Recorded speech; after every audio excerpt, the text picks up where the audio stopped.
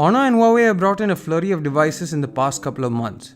I'm not complaining since choice is always a good thing, but none of those devices are perhaps as important as this one. The Honor Play attempts at providing a flagship processor and a high-end user experience at a very affordable price. This is Sandeep from Rev Atlas. Let's see how the device performs. The Honor Play takes a break from the dual glass sandwich design that Huawei and Honor has pioneered. It may arguably be a better decision since you get a more durable smartphone that has a unibody metal design.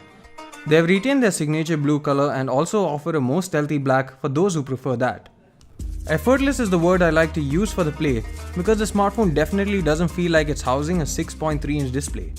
To compare, the S9 Plus is taller and thicker with a screen that's a fraction smaller, and the Play is the exact height while being narrower and slimmer than the 6-inch packing Pixel 2 XL. You don't find the physical size to be a hindrance, and that's what makes the screen all the more exciting. The footprint masks the display size well and the rounded body feels good to grip.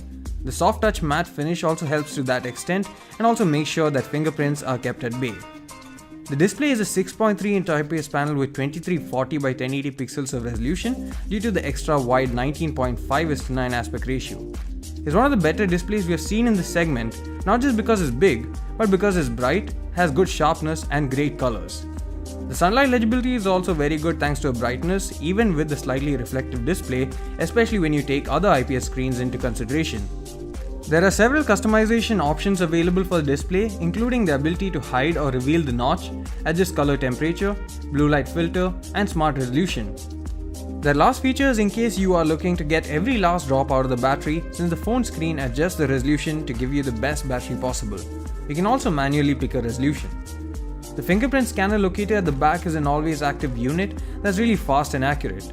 The cutout for the fingerprint scanner seems a bit small, especially for a person with large fingers such as me, but surprisingly it still recognizes well, and the recessed sensor makes it easier to locate the sensor without looking.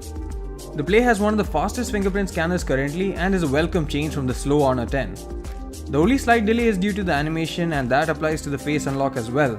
It's really fast and accurate, and you can choose to just reveal the notifications, slide to unlock or unlock directly, and even have a raise to wake, after which the phone unlocks with face recognition. The hybrid dual nano SIM slot allows memory expansion up to 256 gigs, and you may need it since the phone comes with 64 gigs of UFS 2.1 storage by default. There are two RAM configs to choose from, 4 and 6 GB, but the storage remains the same, and so does the Kirin 970 chipset, which is probably the highlight of the device. At this price point, it's hard not to feel overwhelmed by such a high-end chipset.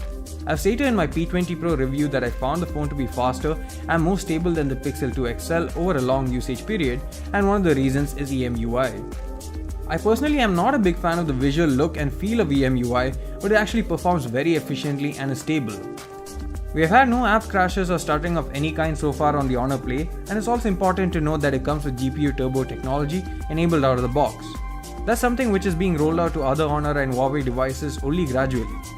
GPU Turbo claims to offer 60% extra performance while being 30% more power efficient. It's tough to do a before and after effect on this phone, but I've tried the same on the P20 Pro and there is a tangible difference. Performance is definitely improved with GPU Turbo, and the phone comes with Android 8.1 Oreo with EMUI 8.2 on top of it. Only thing I would have wished to be added to the connectivity list was Naya Blaster. It's not something that's a deal breaker for many, but off late I personally have been using it a lot. There's a 3.5mm audio jack, so you don't need to welcome the dongle life just yet, and audio quality is pretty good. It's not amazing and won't really impress audiophiles because it does have trouble driving earphones or headphones that require more power, and the bass doesn't have too much oomph. But the clarity is good and there is sufficient loudness. The speaker unit is a bottom firing one and it's decently loud, but not too loud, but the overall quality is pretty good.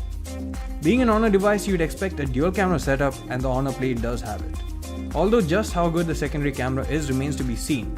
It has a 16MP f2.2 sensor and a 2MP depth sensing camera to assist it. Up front you get a 16MP f2 camera as well. Our dedicated camera review is coming up soon, but so far the results are quite promising, and here are some samples to give you a better idea.